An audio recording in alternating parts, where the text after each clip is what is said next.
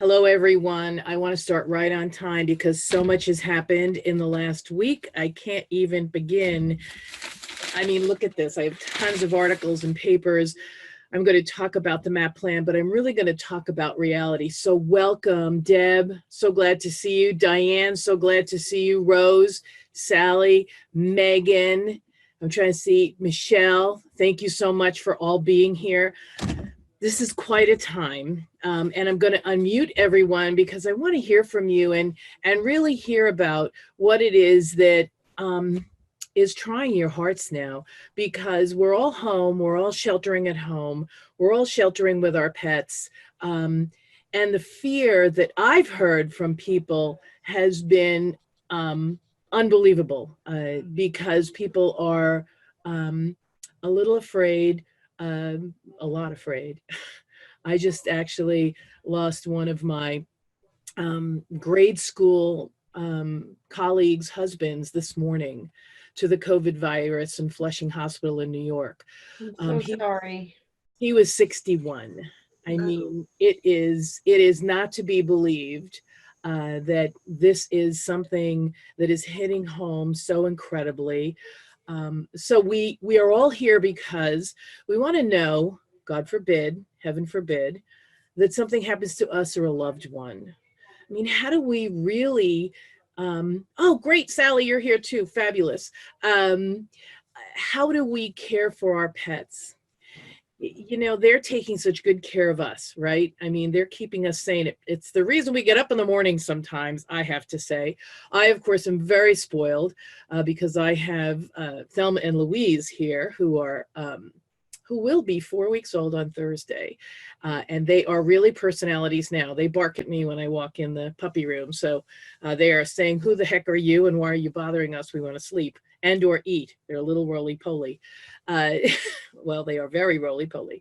So in this program, if some of you were here last week, I went through the whole MAP plan, which is a plan unto itself. And what I wanted to point out today, that all of these articles that I'm going to show you tell you to have a dossier, to have information to give people, but none of us really ever take the time to do that. And that's why I created the MAP plan, because I do the step by step with you. Okay, so what do you need for that? Okay, we need this and we need this and we need this. Because to make a plan doesn't mean, hi, Patricia, welcome. We're just starting, no worries. To make a plan for your pet doesn't mean, well, I'm just going to write down her name is Fluffy. She goes to ABC Veterinarian Clinic and she eats Purina dog chow.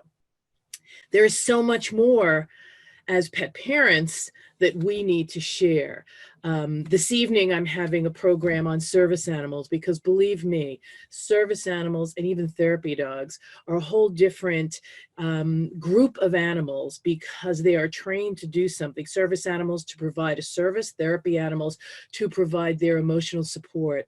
There was an article, and I don't know if I have it here this time, I had it last time, that talked about how they brought therapy dogs in training to the emergency rooms at the beginning of COVID, and they can't now. So before any further ado, everybody, tell me where you're from. I'll call on you one at a time. Tell me where you're from, what kind of animal you have, and if you have a plan for your pet in place, if you're alive or dead. I mean, I know that's really literal, but most people only make a plan for when they die. And if you're in the hospital with COVID, thankfully and hopefully you'll come out. But in that interim time of 10 to 14 days, who's going to take care of your pet? So let me call on Michelle. How are you, Michelle? Good. How are you? Good to see you. Good to see you. So who's with you? I see somebody with Well, no, that's my fake iguana at the moment, but I'm over here got the real iguana in here with me, Podrick, you. And and my God, my God, they also are a little amazing. crimson day gecko too.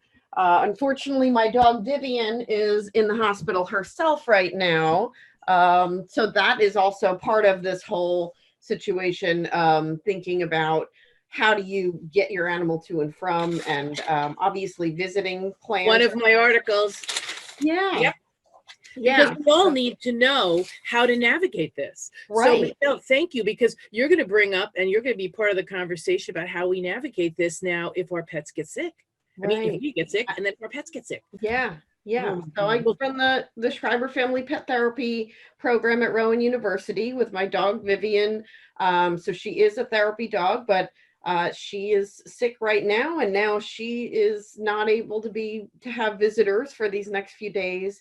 But before all of this, I did have sort of an unofficial pet plan in place, that one of my friends that we watch each other's pets, that we sort of have this deal that, all right, if I go first, you get my crew. If you go first, I get your crew. But it's not formalized. It's more of, okay, we know what each other's pets need. So I was really happy to see that you were, sort of talking about this, especially in the current wake of everything that becomes more present. Obviously, if I get sick, my partner, as long as he doesn't get sick, can take care of our animals. But then that's also something to consider if multiple people in the same house. So I don't take absolutely. up And much time. absolutely. Thank you. Absolutely. No, that's so important. And I will tell you that a number of times, the reason I created the MAP program, if you haven't heard the story before, I'm telling you, if you have, I apologize. I broke my ankle in 2013, which is how the MAP program began, because my husband told me he would not take care of my dogs because he was taking care of me. So there's always that piece, right? They're busy taking care of you. If you can take that off their plate, it is so, they can take care of the dogs as they can, but they always know, well, Mary Lou or Susie or whatever is going to come in and take care of the pets if I'm overwhelmed, which, okay, who among us, raise your hand, is not overwhelmed right now? I know I am. Hi, Megan. How are you? So, Deb, tell us who you are and your pets. Oh, look at the baby. That's my Lucille. Sorry, I know Megan and I know Lucille. She's my favorite. So, Deb, tell us who you are and what your pets are. I live alone upstate New York with 6 dogs, a cat, and a parrot. I do have pet instruction plans because I do go away and I'm lucky to have a fabulous house sitter. So I've got those all written up now. I do have provisions in my will in case for however many animals are left over. But I was here last week and you inspired me to update my pet instructions and to talk to my neighbors, not necessarily for them to take my animals because I've got a ton, but to tell them that I'm available to take theirs. So I did do that. Wonderful. I'm so glad you're back. And believe me, this is not going to be exactly the same. I'm going to give that little bit of information, but so much more is going to be covered. Sally, tell us about you. Well, I have an elderly Irish setter that is very active, constantly running after squirrels. And so I'm very cautious that she might fall, break a leg, sprain it, especially right now. I have made plans for who she'll be staying with, but after last week's seminar, I did go to 3 neighbors and I asked them to please let me know what's the key code to your door, what meds does your dog take, cat take, when, what food do they eat and how often. And I said, I will be here if you get the virus. Please put this envelope on your refrigerator and I will be there to take the pet and I will be there to give the pet back to you as soon as you get out of this. So you're perfect. God, I gave so much information last week and I'm going to double it up because there's some people here this week that weren't here last week, but thank you, Deb. Thank you, Sally. Megan, tell us about you and Lucille. So kind of similar to Michelle, I kind of have a very informal plan with Lucille's pet sitter. We both are single females living alone. So yeah, that's kind of similar to Michelle's plan. You go down, I take your dogs, vice versa. My concern is right now, if we both go down, absolutely, I need a secondary and tertiary backup at this point. Absolutely. So. I call it the redundant plan because I am so into redundancy. You have no idea. I'm like the redundant queen. Thank you so much for being here, Megan. Diane, how about you? Is Diane? No, she's not. She's not muted. Diane, are you there? Welcome back. Patricia? Oh, did I? All right. So I'm just entering this now. I haven't seen any other seminars and I just want to know how to make my plan. Perfect. Well, you're in the right place because I do repeat myself. Redundancy not only in caregiving, but also in how I help you plan for this, because it is so important to really make a plan now. It was important for the past 7 years that I've held this program, but it's really important now because of the fact that if you have made a plan, that person might not be able to get to you. I mean, my sons are in California and Florida. How helpful is that if I go down or if my husband goes down? Useless. I mean, completely, because they can't even really fly. It just is so frightening. So what Deb pointed out from last week is that I walked around to all my neighbors who have pets and I said, hi. We're in a really, and 6 feet, social distancing. And if they weren't there, I left a note and I sprayed it with Lysol and said, this note has been sprayed with Lysol. If you have an issue, let me know. And Sally did the same thing. If you have an issue, let me know your codes, let me know whatever, so I can come and take care of your pets. And what Sally did, which was the extra piece that if you take the MAP plan, you learn about, there's so many little pieces that you learn about. You put a note up on the refrigerator, because if you are ill and they come and take you from your home, animal care and control is called. And I know Diane Seibel. Are you there yet, Diane? Can you speak? There must be, I think it's, what is it, *6 or something, that you might be able to undo the mute on your phone, or #6 maybe. *6 or #6. Maybe Diane doesn't want to chat. She's an Irish setter friend of mine, so I know if you are having people who are going to back you up, you have to, are you there, Diane? Nope. You have to have that information readily available. So if you are going to the emergency room, put a note on your door and say, listen, there's, I need your help, or call your neighbors and tell them you need their help, and set that up before you need them. God, if you're all healthy now, please walk to your neighbor now. As I said at the beginning, which maybe Patricia and Megan missed, a grade school colleague of mine, a woman who actually lives in the same house on the same block where we grew up. She stayed there with her husband and her mom. Her husband, 61 years old, just passed away this morning from COVID. So this is really hitting home for me. It's not something that's I'm reading in the newspaper. It is really something that's hitting home. So I started this program in 2014 after I broke my ankle and realized I had no plan for my pets. I didn't even have a plan in my will, because we dog show people have this plan where, sort of like Megan and like Deb and like a lot of you, Michelle, I'll take care of your dogs if you take care of my dogs. Well, as an attorney, I can tell you that that doesn't work, because if you don't have some written document that says that Michelle can come in and take care of Deb's dogs, or Deb can come in and take care of Michelle's dogs, it doesn't happen. So that's why, at the very least, you need to have something in writing that says, my friend Sue can come in and take care of my pets. And if Sue can't take care of my pets, my friend Mary can come in and take care of my pets. And if Mary can't, my friend Joe can come in and take care of my pets. And that's up on the refrigerator. And it gives the number of Sue and Mary and Joe so that they know who to call. And Sue and Mary and Joe know who to call.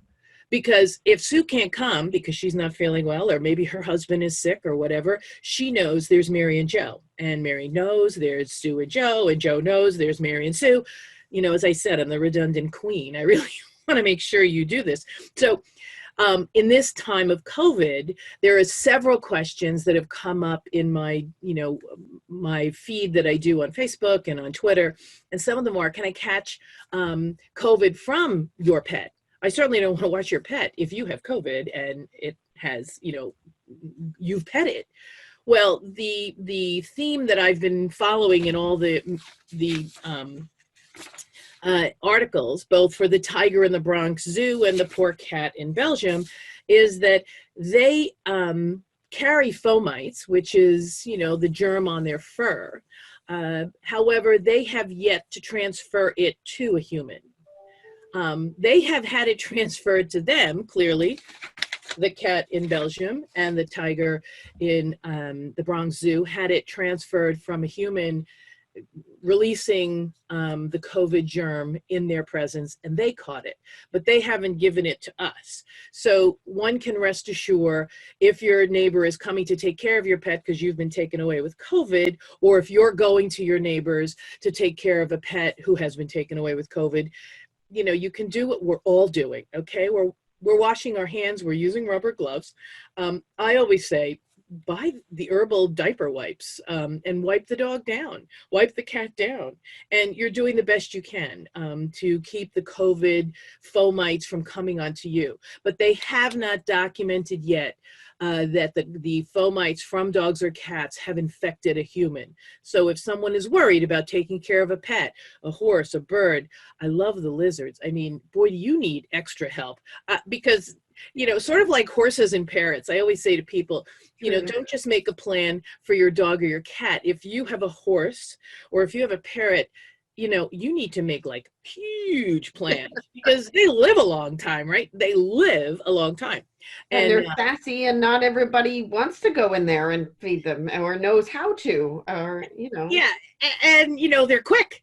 Right. They're quick. I had a parrot, Rocky, that I was supposed to take in the event my friend passed away, but he passed away before she did.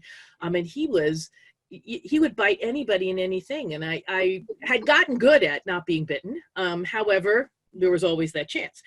So you really have to make these plans, and you have to have the people engaged so you know. And as you do, Michelle, it really is important to have them engaged because the pets get really stressed going to someone else as well. I mean, they're like, who, what? I sort of know you, but not really. So they get sort of stressed as well. And I want to touch on the make a plan, which is the M of the MAP plan. So you make this plan. Well, you also have to be able to understand what making that plan means. It means, you know, understanding the times we're in. Veterinarians are not able to really have a face-to-face meeting with you if you bring your pet in because of COVID. Now, if you're your friend, right, who is bringing your pet in because it doesn't look well, it doesn't look like it's thriving, the vet doesn't have a person-to-person relationship with that person. And if their name isn't on the file, he's not going to take the dog from that person because A, he doesn't need necessarily going to get paid. I don't think that's what's the driving force. However, that is the law. You have to have a relationship with the person who's dropping off the dog, or that person has to be in the file. So if Deb is bringing in Michelle's lizard, Deb's name has to be in the file. And it has to say, listen, if Deb Bain brings in my lizard, please take care of it and I will cover the expenses. And then the vet can do that. But now our vets are so stressed. Oh my God, I don't know if any of you have been to the vet recently. Of course I have. My puppies were actually born March 12th before like the door slammed shut. And after that, the stitches out of my mother, you know, my bitch Roxy, I had to hand her off. I never hand my dogs off. Forget it. I was in the, you know, Roxy had a C-section. I was in the operating room taking the puppies. So that's about as far as my dog would go from me. But no, I was in the car and she was in getting her staples out. I mean, she came out fine. She was wonderful. But I can see that if she was really sick, you know, I would be devastated. And in this, it's the Wall Street Journal had a veterinarian article on veterinarians facing trying times. The hardest thing for the veterinarians is helping people let their pets go. So here you are, you know, a lot of veterinarians are giving their ventilators to human hospitals. So they might not have the ability to ventilate your pet now because their ventilators are with humans. And I guess we all feel humans are, most of us feel, and I don't know how I'd feel if my dog needed one, because I could be a selfish person. But, you know, humans are more important than pets. But it's hard for veterinarians. And I don't know how many of you on this call know that veterinarians are the highest profession with suicide because of the stress under which they live. And now with COVID, they can't even let the clients in. They have to talk over the phone. They can't see the facial expressions. They don't know if the client understands. So this has been an incredibly, incredibly trying time for veterinarians as well. So let your veterinarian know that if in fact your neighbor might be taking care of your pet, I mean, send them an email. I mean, don't call them on the phone. They're like craziness, but send them an email and say, mine is Ren Williman, Dr. Williman. I now have Sue down the street who's going to be taking care of the dogs, and Sue in my basement who, you know, is going to take care of my dogs, and my husband I put him in there just because. But trust me, never happening. And I love him, but you know, it's not his, as we say in the vernacular, it's not his magnificence. So I know he would do his best, absolutely. And it's funny because the ASPCA and the Miami Herald and the American Humane Society all put up these, you know, what to do to plan for your pet if you have COVID. And they expect you to figure out this. They go, put a pet dossier together. And it says, in an emergency, caregiver assistance is needed. Make it easier for them by having all of your pet's information in one place. Well, when I do workshops on this, most of the people go, holy Toledo, Michelle, I would never have thought of that. You know, oh my God, Deb, I can't believe I would never have thought of that. So when you do it as a group, it's not this rote thing where, okay, what should I tell them? Well, they take heartworm on the 1st of the month. They take flea medication, you know, the 1st of the month or the 15th of the month. They need to eat this food. They take this pill. They take this vitamin, whatever. Oh, but wait a minute, you know, if they get near peanuts, you know, they break out in a rash. I'm making that up. But, you know, whatever it is that's special about your pet, they can't eat romaine. For Michelle, they can't eat romaine, but they can eat iceberg, you know, that kind of stuff. Because people wouldn't intuitively know that. And when they put these, you know, put a pet dossier together, much more easily said than done, because the information we have in our brains is so incredible that it is not easy to make it easy for people to understand. The Humane Society had an interesting thing. It said, identify someone who could help. Reach out to your neighbors, friends, coworkers, or family members who could temporarily take them in. It's the first time that someone, I think they were on my program last week. They were probably floating around, bombing it, maybe Zoom bombing it, because it was the first time that someone said, go to your neighbor. And last week, what I said was, I went to my neighbors, everybody who's walking around. I said, listen, you see me every day. I have, you know, 2 Irish setters. I'm walking around. If you need help, do not hesitate to ring my doorbell. I'm number 8, right up the street. Do not hesitate. And I hope that if something happens to me, I know you're number 10, if I could leave a note in your drawer just to let the dogs out the back. I mean, I'm sure that my husband would be able to feed them, or Susie would be able to feed them, but who knows? We all 3 of us could come down with it. Who knows? And they said to have a supply kit available, and that's sort of like address the needs of the pets. So MAP stands for something, and I know we're coming to 22, and I only want to keep you 30 minutes because we all have so much to do. But the MAP stands for make a plan, which is what I've been talking about most of the time here, addressing the needs of your pet, which includes the medication, what they like, what they don't like, the toys they like and they don't like. Please don't take out the ball or you'll be busy for an hour. I mean, tell somebody that, because, you know, you don't want to disappoint the dog, and you certainly don't want to drive the caregiver nuts. Chew toy, great. Tossing a stuffy, great. Don't take out the ball or you'll be there for an hour. I mean, let them know. I mean, I'm always honest. Please, I have a dog here, Atticus, who is Susie's dog. And my husband said, why don't any of your dogs ever fetch balls? And I said, okay, so when Atticus visits, does it drive you nuts? He goes, yes. I said, okay, that's why I never teach my dog to fetch a ball, because they never stop. You know, I have my desires, and that's not one of them. So you really want to let people know. So address the needs of your pet. Is your pet afraid of thunder or lightning? We might not have it recently now, but, you know, we might have it going into the summer. If this lasts as long as they may think it lasts, people are going to have to know, are they afraid of thunder or lightning? Are they, as Sally pointed out, are they squirrel crazy? You know, go through windows or something for squirrels or chipmunks. They have to know. This isn't something that when they say make a dossier about your pet that you may actually choose to put in, but you should. I always say to the groups that I meet for the national dog shows that I speak to their membership, I go, you really need to have a card in your car, not just in your wallet. So everyone should have a card in their wallet saying, okay, I'm Michelle and I have a lizard and a gecko at home.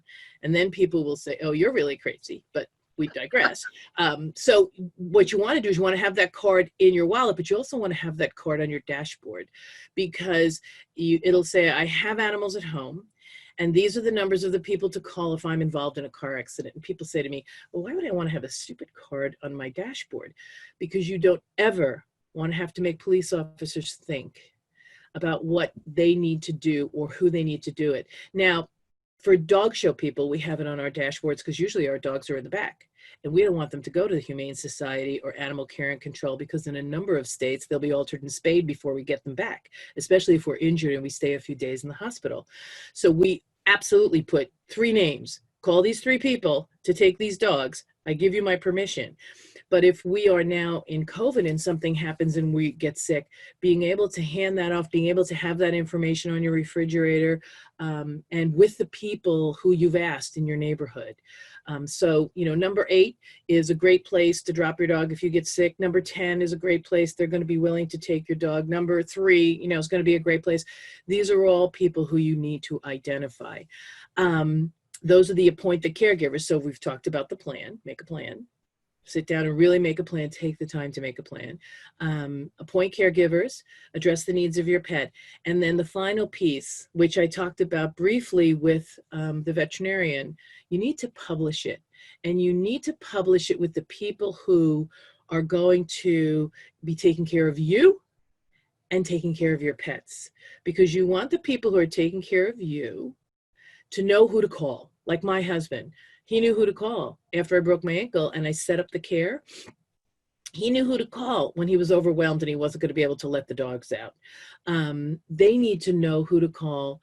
And those people who are the backups need to know who to call because it's so important that if I can't get there, if I'm not feeling well or if I'm helping a neighbor who's not feeling well, I know that the other neighbor will do it. So this is all, you know, that what I started at the beginning, that's the redundancy that I get crazy about. You really do need it. So we're coming up to about 4 more minutes. I'd love to have everybody tell me what they think was their takeaway from here and what I can do in future little webinars like this to help people really understand and take advantage of the program that we offer. It's very inexpensive, but what we do, which of course we know, we never do, follow up. So we follow up. We say, oh, did you make that plan? Did you get those 3 people? Did you write down all the things? Because we're busy, not so busy now, and maybe this is the great time, but we're busy. We don't follow up. So what we do is we just have people meet 5 times. So it's MAAP, and then are you done? And so you'll probably get an email after this. Rose is my colleague who sends out those emails because she's magnificent in that way. And if you'd like to join us, we're going to start this program probably, you know, at the middle of the month, the end of the month, really getting you to sit down and make that plan. You don't have to join us. You can do this yourself. But I will share with you that a year out, most people have not done a plan, and they've only done a plan in their will, which means you have to die, which God forbid any of us die. I actually went and spoke at a trust and estate program and asked the trust and estate attorneys how many of them had pets. They all raised their hand.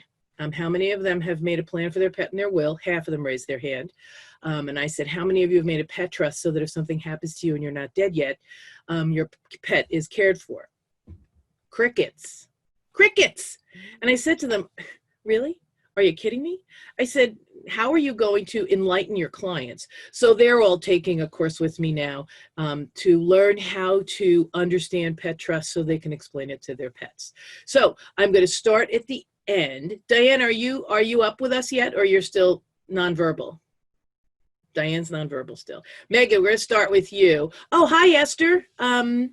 Sorry you got on late, but you'll probably get the recording and you'll hear all the information that I shared. Megan, tell us what you got out of this. Well, I got some more options in terms of backups. I think I've probably got about, 8 people. So just in my immediate circle here, I haven't been in this area very long, but I've got colleagues and some other people I trust. So just, yeah, a lot of helpful information. And I love the wallet and the dashboard option because I don't know if it was you that posted on Facebook, but somebody posted something on Facebook about getting in a car accident with the dog during this time period. So I think that's tremendously helpful too. Yeah, it likely was me or someone who listened to one of my rants, because that is my biggest thing. It is the most frightening thing. Sally, what did you take away? What are you taking away? Because I know you were here last week and now you're here again. Yeah, Your button. well, unfortunately, I had to use it. One of my neighbors had a heart attack and was gone, like just off with the ambulance. And I said, and I was standing to the man that I'd said, I'll take your pet. And I said, this is why I asked for the plan, because that's how fast something happens. And you don't have time to think. And whoever comes into your house, that paper's right there and on the refrigerator, and they know what to do with the dog. And then I had another friend with dementia, and I said, well, what happened to her pets? And they go, oh, they're all still in the house. And so I called the lawyer, asked for permission, got permission to go in, take all the pets, and had them all placed. But it's so fast, and everybody's thinking of other things. They're not generally thinking of the pets. And it's not because they don't like the pets. It's just that they're like we are now with COVID. We're so overwhelmed that that's not something we think about. Deb, why don't you tell us what you got this time? I'm pretty on board with all this stuff anyway, but talking with my neighbors was the best thing because it made them get on board with some stuff they hadn't thought about. So Well, that let was them good. know where they can get help too, because we are, we're full service. That's Right. why I'm going to give these every Tuesday, and hopefully more new people will show up, more new people will hear, because it is about, and please, all the oldies but goodies come as well, because you can, chat like you did today, because it is really important. Michelle, you're one of the newbies. What did you take away today? Yeah, actually, this is really helpful. It makes me think especially the publishing part of it. So that was an area I didn't think of. And even while my therapy dog is currently in the hospital, that's something at least I can type up my plan, send it over to them, give them an email of these people have permission to either pick her up or make decisions about her if need be. And then even talking to my neighbors as well, kind of in addition to the initial people that I had. So this is really very helpful for me in helping me kind of think about the pieces that I was missing.